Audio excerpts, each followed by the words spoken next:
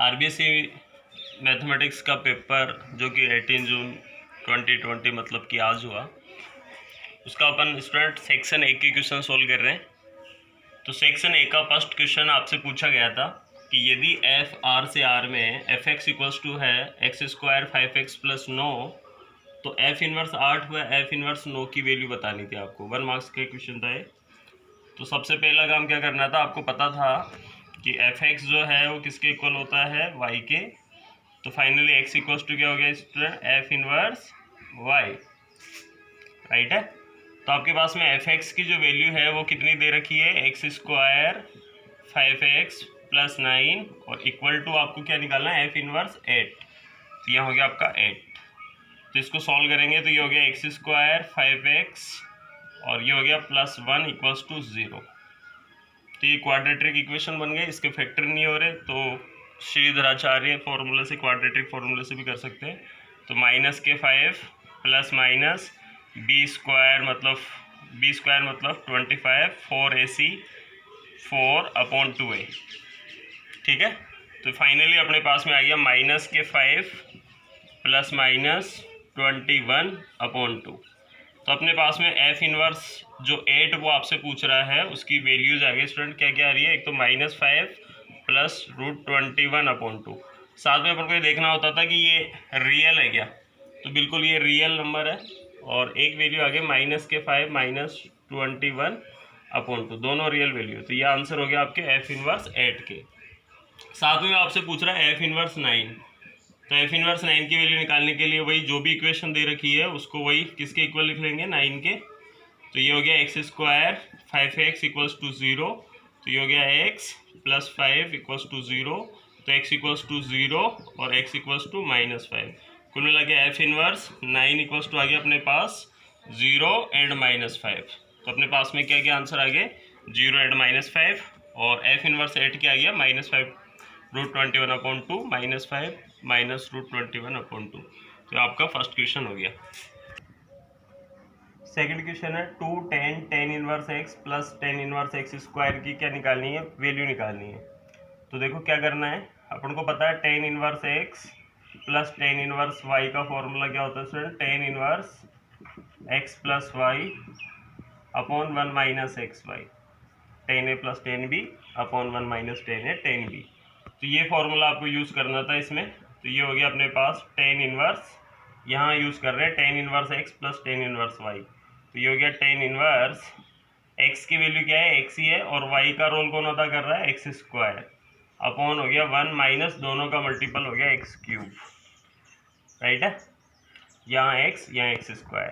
तो ये हो गया 2 tan इनवर्स, राइट है, यहाँ पे x3 होगा शायद। तो ये हो गया अपने पास में x3 और यहाँ पे कितना हो गया, x की पावर 4। अब यहाँ से देखो कि x कॉमन आ रहा है तो ये x कॉमन ले लिया, 1 प्लस एक्स स्क्वायर। नीचे इसके फैक्टर हो गए एक तरह से 1 plus x square and 1 minus x square. 1 plus x square से 1 प्लस एक्स स्क्वायर कैंसिल हो गया, tan इनवर्स से ये कैंसिल हो गया। तो अपने पास में फाइनल आंसर आ गया 2x upon 1 minus x square. तो जिसके भी ये आ रहा है बिल्कुल राइट आ रहा है, ठीक है। कुल मिला के tan inverse x plus tan inverse y का फॉर्मूला क्या करना था, यूज करना था। थर्ड क्वेश्चन है आपका वही, यदि दो मैट्रिक्स इक्वल में दे रखी है, एक की वैल्यू निकालनी है। तो अपन को पता है कि उनके कॉरस्पॉन्डिंग एलिमेंट्स कैसे होते हैं, इक्वल होते हैं, तो वैल्यू निकाल लेंगे। तो पूछ एक की वैल्यू रहा है, तो सबसे पहले ये कंपेयर कर लो आप, इसका इससे कंपेयर कर लेते हैं। तो k माइनस 6 इक्वल्स टू -4। तो यहाँ से k की वैल्यू आ गया आपके पास 6 माइनस 4 मतलब 2, ठीक है। अब यहाँ से आपको क्या निकालना था, a। तो इसका इससे कंपेयर कर लिया, मतलब a11 की तुलना कर रहे हो आप, राइट है। तो ये आ गया आपके पास k plus 4 equals to a। तो आपको k की जरूरत थी इसलिए अपन ने k निकाल लिया। तो यहाँ हो गया 2 प्लस 4 इक्वल्स टू a। तो फाइनली आपका आंसर क्या आ गया, a इक्वल्स टू 6। तो ये 3 क्वेश्चन हो गए अपने। फोर्थ क्वेश्चन अपने पास में सेक्शन ए का, विद कर्मणीय और अविद कर्मणीय मैट्रिक्स, मतलब नॉन सिंगुलर और सिंगुलर मैट्रिक्स को क्या करना था, डिफाइंड करना था, परिभाषा लिखनी थी। तो ए आपको लिखना था ए वर्ग मैट्रिक्स जिसका डेट मतलब जिसका सारणी की जो वैल्यू है अगर कल को नॉट इक्वल टू 0 हुई स्टूडेंट्स, तो ये तो क्या हो गया आपकी विद कर्व बनी, ऐसे मैट्रिक्स क्या हो जाएगी आपकी विद कर्व बनी, मतलब इसका ए इनवर्स का अस्तित्व निकलेगा। और अगर कल को 0 हो गया तो ये हो जाएगी आपकी ए विद कर्व बनी। तो ये बहुत इजी क्वेश्चन था। क्वेश्चन नंबर 5 जो है आपका क्या है, सिद्ध कीजिए कि अंतराल -1 से 1 में फलन f x equal to x square minus x plus 1 न तो इंक्रीजिंग नहीं डिक्रीजिंग, मतलब न तो वर्धमान है और नहीं क्या है ह्रासमान है। तो देखिए इसकी क्या स्टोरी है। तो क्वेश्चन नंबर 5 सोल्व कर रहे हैं अपन। तो फंक्शन दे रखा है अपने पास में f x equal to x square minus x plus 1।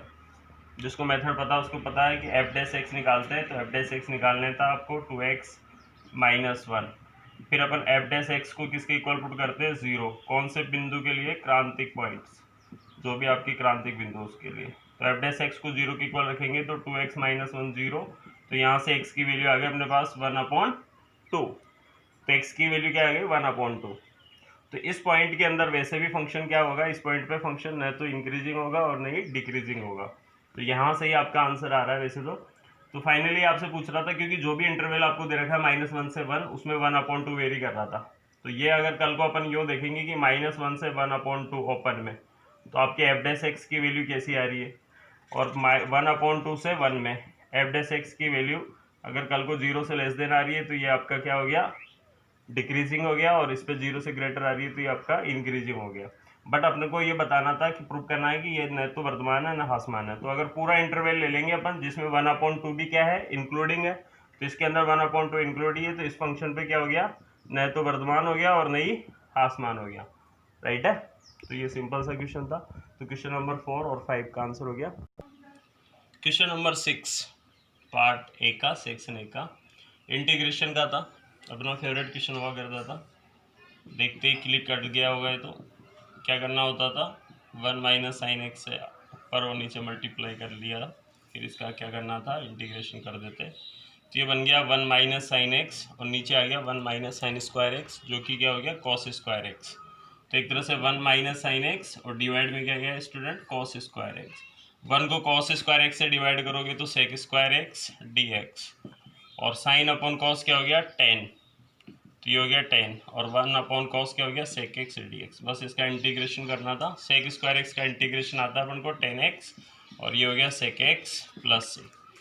बस इसी के 1 मार्क्स थे। क्वेश्चन नंबर 7, क्वेश्चन नंबर 7 जो है क्रॉस, दो वेक्टर आपको दे रखे हैं और क्रॉस निकालना है। तो अपन को पता है क्रॉस हमेशा किससे निकालते हैं, डिटरमिनेंट से निकालते हैं, सारणी के द्वारा। तो सिंपल सा आपको यहाँ पे i, j और k लिखना था। यहाँ पे हो गया 2 माइनस 3 4 3 4 माइनस 4, और इसको क्या करना था बस सोल्व करना था। तो ये हो गया i, ये गायब, इन दोनों का मल्टीपल 12, इधर हो गया माइनस के 16, माइनस का j, ये कैंसिल, माइनस का 8, माइनस के 12 प्लस के k कैफ, ये गायब, ये हो गया 8 और ये हो गया प्लस 9। तो फाइनली अपने पास आ गया माइनस के 4i और माइनस माइनस प्लस, लेकिन ओवरऑल माइनस के 20j और ये हो गया 17 के कैप। तो ये इसकी वैल्यू आ गई अपने पास a क्रॉस b की।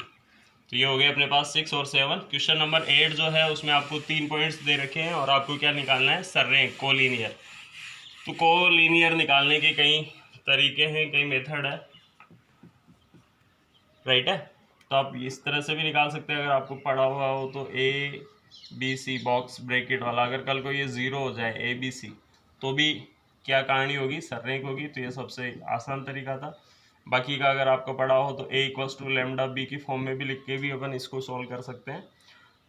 तो कहने का मतलब ये सीधा सीधा ये भी डेट से निकल जाएगा। तो 2 3 4 -1 2 -3 -4 1 -10। अगर कल को इसकी डिटरमिनेंट की वैल्यू 0 आ रही होगी तो अपन बोल देंगे कि कोलिनियर है। तो ये 2 ये गायब हो गया, ये गायब हो गया, ये माइनस के 20 हो गए, ये प्लस के 3 हो गए, माइनस के 3, ये गायब, इन दोनों का मल्टीपल 10 हो गया।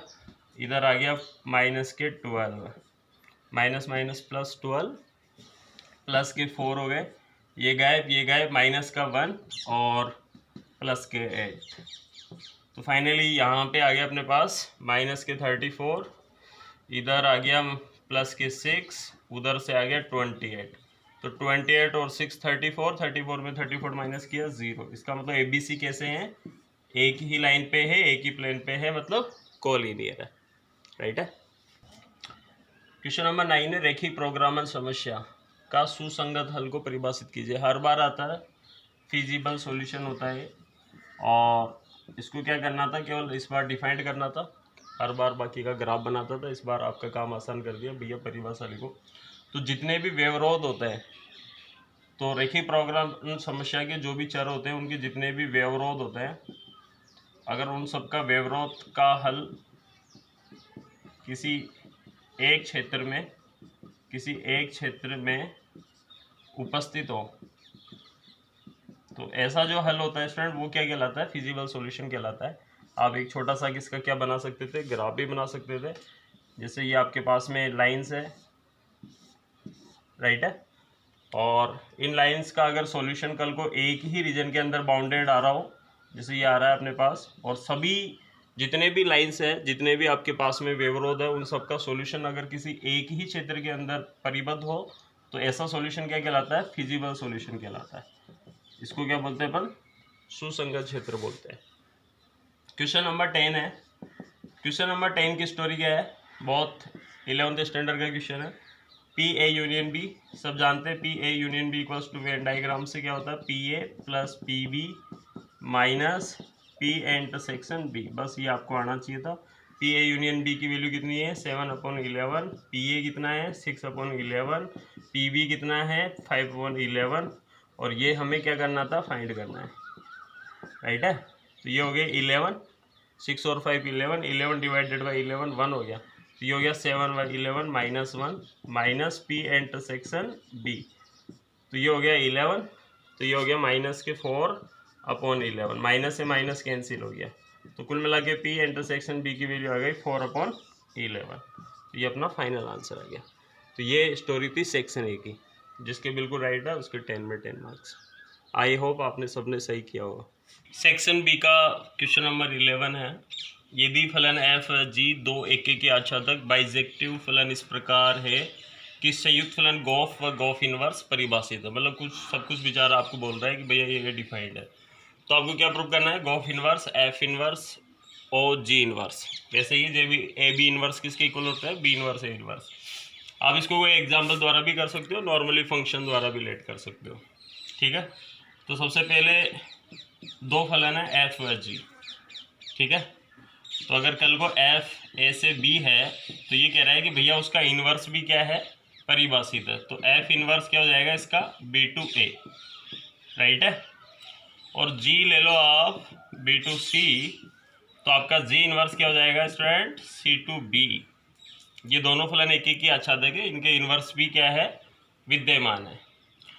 और अपन जानते हैं कि अगर फलन एक एक के आच्छादक है, दो फलन एफ व जी, तो उनका जो संयुक्त फलन होगा, तो इनका जो संयुक्त फलन है उसका नाम ले लेते हैं अपन क्वेश्चन के अकॉर्डिंग गॉफ। वैसे तो दो फंक्शन होते हैं, फॉग एंड गॉफ, तो अपन ले रहे हैं गॉफ। गॉफ भी क्या होगा, गॉफ भी एक एक ही आच्छादक होगा, आच्छादक होगा।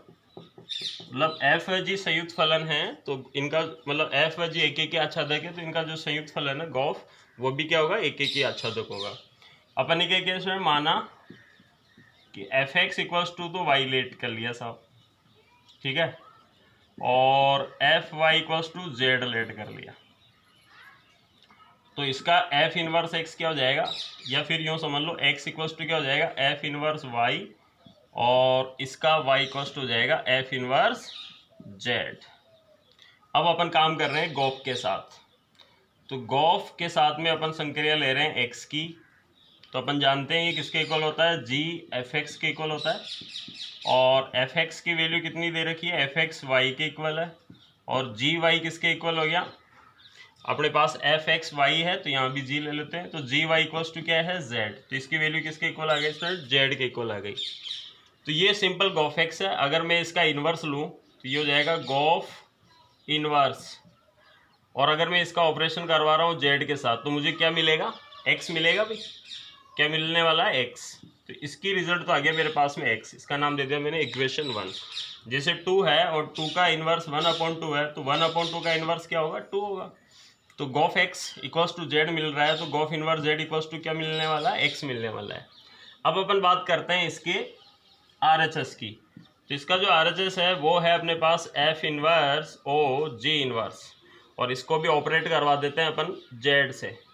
तो फाइनली मुझे क्या मिलेगा, F inverse G inverse Z मिलने वाला है, और F इन्वर्स अपनी जगह पे, G इन्वर्स Z की वैल्यू यहाँ से देख लो आप, यहाँ से आ गया आपके पास, यहाँ से आ गया G inverse Z। G inverse Z कितना है, Y, तो यहाँ आ गया Y, और F इन्वर्स Y किसके इक्वल है, X के। तो अपन ये देख रहे हैं, इसका नाम दे दिया 2। तो अपन ये देख रहे हैं कि इक्वेशन 1 और 2 दोनों के रिजल्ट आपस में क्या है, इक्वल है। इसका मतलब ये हुआ कि गॉफ इन्वर्स किसके इक्वल हो गया, F inverse O G inverse के इक्वल हो गया। तो अपन इस तरह से भी कर सकते हैं, अगर किसी स्टूडेंट ने कोई एग्जाम्पल के द्वारा भी किया हो तो भी उसको मार्क्स मिल जाएंगे। तो ये थी स्टोरी क्वेश्चन नंबर 11 की। क्वेश्चन नंबर 12 है, यदि a - 2i equals to matrix दे रखी है आपको, तो a 80 फाइंड करना है। तो अच्छा सिंपल सा क्वेश्चन है। तो सबसे पहले a इक्वल्स टू इस 2i को भी a निकाल लेते हैं कुल मिला के। तो -1 -2 3 2 1 -1 -3 1 0 वैसे ही, और ये 2i उधर ट्रांसफ़र हो गया, और i का मतलब अपन जानते हैं यूनिट मैट्रिक्स होती है, और 2 से भी मल्टीप्लाई हो जाएगी, तो ये हो जाएगा 2 0 0 0 2 0 0 0 2। 2 आप आगे लिख के 1 0 0 0 1 0 0 0 1 लिखते, फिर 2 से मल्टीप्लाई कर लेते। कुल मिला के फाइनली अपने पास a कितना आ गया, और प्लस इसका ऑर्डर भी 3 क्रॉस 3 है, इसका भी ऑर्डर 3 क्रॉस 3 है, तो प्लस करने में कोई प्रॉब्लम नहीं है, बिल्कुल प्लस हो जाएगा। तो -1 2 के साथ प्लस होगा तो 1 आ गया। बाकी के सब एलिमेंट वैसे रहने वाले हैं, 2 वैसे रहने वाला है, 1 और 2 प्लस होकर 3 आ गया, बाकी का वैसे ही -1 -3 वैसे ही, 1 वैसे ही, 0 और 2 ये 2 आ गया। तो ये अपने पास a आ गया स्टूडेंट। आपको क्या चाहिए, 80। तो 80 का मतलब इसका परिवर्त ट्रांसपोज, जो कि रो है उसको कॉलम में कन्वर्ट कर लो। तो ये हो गया 2 3 -1 -3 1 2, राइट है। अब वो आपसे क्या पूछ रहा है, a और 80 का मल्टीपल। तो a और 80 को मल्टीप्लाई करना है सिंपल सा। तो 1 -2 3 2 3 -1 -3 1 2, ये तो a मैट्रिक्स है, यहाँ से लिखिए टिप के। और 80 है आपके पास 1 2 -3 -2 3 1 3 -1 और 2, दोनों का प्रोडक्ट। तो प्रोडक्ट रूल इसमें लागू हो रहा है, होल्ड हो रहा है, स्क्वायर मैट्रिक्स है। वैसे भी मल्टीप्लाई कैसे करते हैं, ये वाली रो इस कॉलम के साथ होगी, 1 1 से मल्टीप्लाई होगा तो 1 लिखा जाएगा, -2 2 से मल्टीप्लाई होगा तो प्लस के 4, ये 3 3 से होगा तो 9, आप डायरेक्टली भी ऐड कर सकते हो। फिर इसी वाली रो का इसके साथ काम होगा, 1 2 से मल्टीप्लाई होगा 2, फिर -6 3 -3, फिर -3, फिर माइनस के 2, फिर प्लस के 6। तो ये तो फर्स्ट रो का काम हो गया। सेम काम सेकंड रो के साथ, 2 1 से मल्टीप्लाई होगा तो 2, 3 भी इससे मल्टीप्लाई होंगे, -6 -1 3 से होगा -3। तो आया, ये तो सभी का सही हुआ होगा। 2 इसके साथ होगा 4 9 और +1। कुल मिला के पेपर का जो लेवल देखा जाए तो बिल्कुल बेसिक पेपर था, और इतना टाइम मिला है अपन को, इस वजह से भूल गए हूँ तो वो बात अलग है। तो ये इसके साथ -6 प्लस के 3 और माइनस के 2, माइनस के 3 माइनस के 2 प्लस के 6, -6 प्लस के 3 माइनस के 2 प्लस के 9 और प्लस का 1 और 4। तो इस तरह से अपने मल्टीपल करके इनको क्या करना था, ऐड करना था, वो अपना आंसर हो गया। तो ये हो गया 14, इधर हो गया -4 माइनस के 7, इधर हो गया -5 मतलब 1, इधर हो गया -7, इधर हो गया 14, इधर 8 और 3 मतलब माइनस के 5, इधर हो गया -6 प्लस 6 0 मतलब सॉरी 0 क्या 1, -8 और 3 -5 और 10 और 14। तो इस तरह से आ गया अपने पास, ये आ गया आपके पास A80।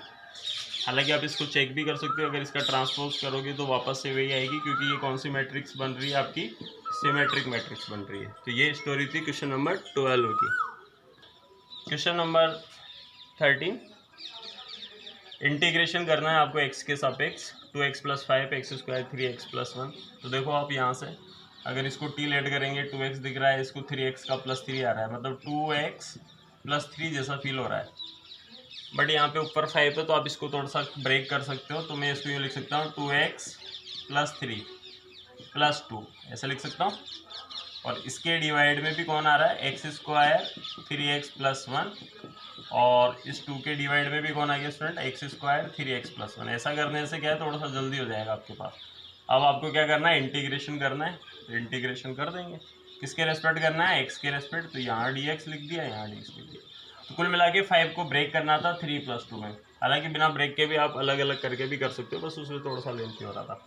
इससे क्या फ़ायदा हुआ, इससे इसको t लेट करेंगे तो x² 3x + 1 को अगर मैंने t लेट किया तो ये हो गया 2x + 3। पता है ना, जिसको लेट करते हैं उसका क्या करते हैं, अवकलन करते हैं। तो ऊपर वाली पार्टी दिख गई, यहाँ आ गया dt, नीचे आ गया √t। इधर 2 कांस्टेंट है, बाहर आ गया साहब, और इधर dx। याद है ये कौन सी मेथड से होता है, पूर्ण वर्ग विधि, परफेक्ट स्क्वायर मेथड से। x के कोफिशिएंट को 2 से डिवाइड करेंगे तो ये हो जाएगा x + 3/2 का होल स्क्वायर, और जो भी आया उसका स्क्वायर माइनस कर दिया करो तो 9/4। अच्छा, इसका इंटीग्रेशन आ गया क्या अपन को, बिल्कुल आ गया। इसका हो गया 2√t, और ये फॉर्मूले की फॉर्म में इसको अरेंज कर लो तो ये हो जाएगा x + 3/2 का होल स्क्वायर। तो वैसे ही तो माइनस के 5/4 हो गए, और 5/4 को कैसे लिख सकते हो आप, √5/2 का होल स्क्वायर। तो ये फॉर्मूला बन गया। ऐसे लिखने से आपके पास dx/x² - a²। तो ये किसका फॉर्मूला है, log x + क्वेश्चन, याद आ रहा है, +c। अच्छा, 2√t हो गया, t जो लेट करा हुआ था उसकी वैल्यू पुट कर दो तो ये हो जाएगा 2x² 3x + 1। इधर 2 अपनी जगह पे, उधर फॉर्मूला यूज़ कर लो, log x + 3/2। ये x का रोल अदा हो गया, और क्वेश्चन मतलब जो भी क्वेश्चन था, क्वेश्चन आप डायरेक्टली जो भी क्वेश्चन था आपका वो भी लिख सकते हो। तो ये हो जाएगा x² 3x + 1 + c। ये आपका क्या हो गया, फाइनल आंसर हो गया। तो कुल मिला के अगर स्प्लिट कर दिया तो जल्दी हो जाएगा, नहीं हुआ तो भी आप इसको ब्रेक करके भी कर सकते थे। 14y √log x की चेन चल रही है इन्फिनिटी तक। dy/dx निकालना है, दिखने में ऐसा है डराने के लिए, बाकी का बहुत इजी क्वेश्चन है, जिसका प्रैक्टिस है उसको पता है, कुछ नहीं है। सिंपली लॉग की चेन चल रही है तो वापस से क्या हो गया, इन्फिनिटी तक चल रहा है तो log x + y। और रूट को हटाने का बेस्ट तरीका क्या है, स्क्वायरिंग बोथ साइड। तो ये हो गया y², ये हो गया साहब log x + y, रूट हट गया कुल मिला के। अब x के सापेक्ष क्या करना था आपको, अवकलन करना था। x के सापेक्ष अवकलन करने पर तो y² का हो गया 2y dy/dx, log x का हो गया 1/x, y का हो गया dy/dx। इस dy/dx को इधर लेके आएंगे और कॉमन ले लेंगे dy/dx, ये हो जाएगा 2y - 1 इक्वल्स टू क्या चल रहा है, 1/x।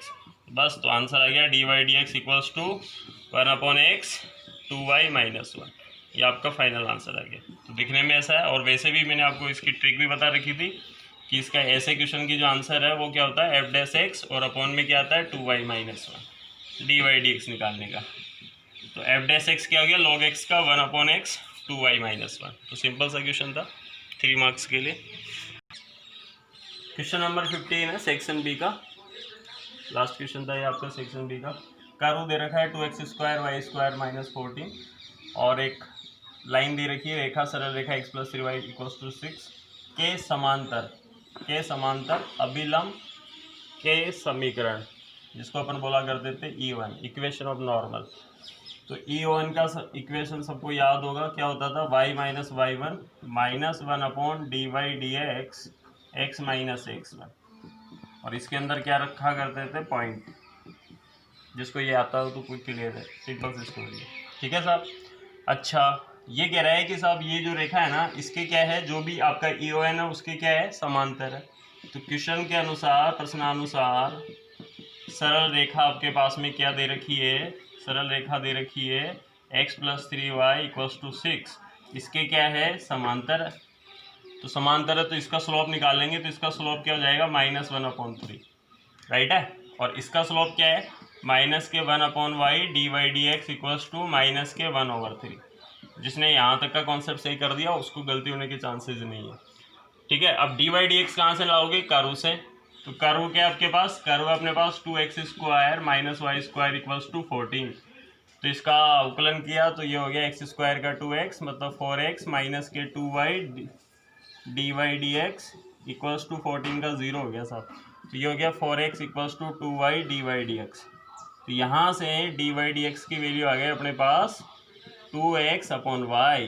तो ये आ गया dy dx, यहाँ रख देते हैं। तो माइनस के 1 अपॉन 2x अपॉन वाई, तो ये y अपॉन एक्स दिख गया। तो ये हो गया y upon 2x equals to -1/3। Minus से माइनस कैंसिल हो गया तो 3y इक्वल्स टू 2x। तो यहाँ से y की वैल्यू आ गई 2/3x, क्योंकि आपको पास में क्या चाहिए स्टूडेंट, पॉइंट चाहिए। तो पॉइंट चाहिए और E1 का इक्वेशन आ जाएगा। -1/dy/dx तो ऑलरेडी आपके पास आ गई है। तो पॉइंट निकालना है, आपका टारगेट है पॉइंट निकालना। तो पॉइंट निकालने के लिए जो भी इक्वेशन आई है इसको कहाँ पुट कर दो, क्वेश्चन में। पॉइंट कहाँ से निकलते थे, क्वेश्चन से। तो ये हो गया 2x², यहाँ से y की वैल्यू पुट कर दो। तो ये हो गई 4/9 इक्वल्स टू क्या चल रही है 14। 9 वाइन एलसीएम ले लो तो ये हो गया 18x² माइनस 4x², और ये इससे क्रॉस मल्टीपल हो जाएगा तो ये हो जाएगा 126। तो ये हो जाएगा दोनों का डिफरेंस 14x² इक्वल्स टू 126। तो x² इक्वल्स टू 9 आ गया साहब। तो x इक्वल्स टू आ गया +-3। तो ये पॉइंट आ गया अपने पास। x की वैल्यू यहाँ पुट कर दो, y आ जाएगा भाई। तो x इक्वल्स टू 3 पुट कर दो तो y की वैल्यू कितनी आ जाएगी 2 यहाँ पे। तो अपने पास में पॉइंट दिख गया क्या, बिंदु दिख गया क्या भाई। तो अपने पास आया 3 2, एक पॉइंट तो ये हो गया। और अब की बार x की वैल्यू -3 पुट कर दो यहाँ पे, तो y की वैल्यू क्या आ जाएगी, तो -3 पुट करने पर -k2 आ जाएंगे। तो ये 2 पॉइंट आ गए। तो 2 पॉइंट से 2 E1 के इक्वेशन आ जाएंगे। तो इसलिए आपसे कह रहा है अभिलंब के क्या बताना है, आपको इक्वेशन बताना है। तो E1 के इक्वेशन यहाँ से आ जाएगा आपके पास। तो देखो एक तो इक्वेशन निकालने के लिए क्या चाहिए, पॉइंट चाहिए। जो पॉइंट आ गया 3 2। एक क्या चाहिए, स्लोप चाहिए, जो कि कितनी आ रही है -1/3। बस पुट कर दो y माइनस y1 कितना है 2 -1/3 x माइनस x1 कितना है 3। बस इसको सॉल्व करेंगे। ये हो गया 3y माइनस के 6 माइनस x प्लस के 3। तो x इधर ले आओ तो x + 3y इक्वल्स टू 9। तो ये आपका फाइनल आंसर आ गया। तो ये आ गया आपकी E1 का मतलब इक्वेशन, अभिलंब का समीकरण। अभी एक ही आया, एक और आएगा। तो दूसरा कहाँ से आएगा, दूसरा पॉइंट कितना है -3 -2। -3 -2 को भी यहाँ पुट कर दो, y माइनस y1 जो कि कितना हो गया 2 माइनस के 1/3 x माइनस x1 तो +3। तो ये हो गया 3y + 6 माइनस x माइनस 3। तो अपने पास आ गया साहब x + 3y इक्वल्स टू 3। कौन से वाले 3, माइनस वाले। तो ये 2 अभिलंब के क्या आ गए, समीकरण आ गए। कुल मिला के सिंपल सी स्टोरी है। E1 का इक्वेशन रखो, इसके समांतर है तो कंपेयर किया, यहाँ से पॉइंट निकालने के लिए ये रिजल्ट को क्वेश्चन में पुट किया, पॉइंट आ गए और 2 इक्वेशन आ गई। तो सेक्शन ए और सेक्शन बी आपका कंप्लीट हो गया। नेक्स्ट वीडियो में देखेंगे अपन section C and section D. Thank you.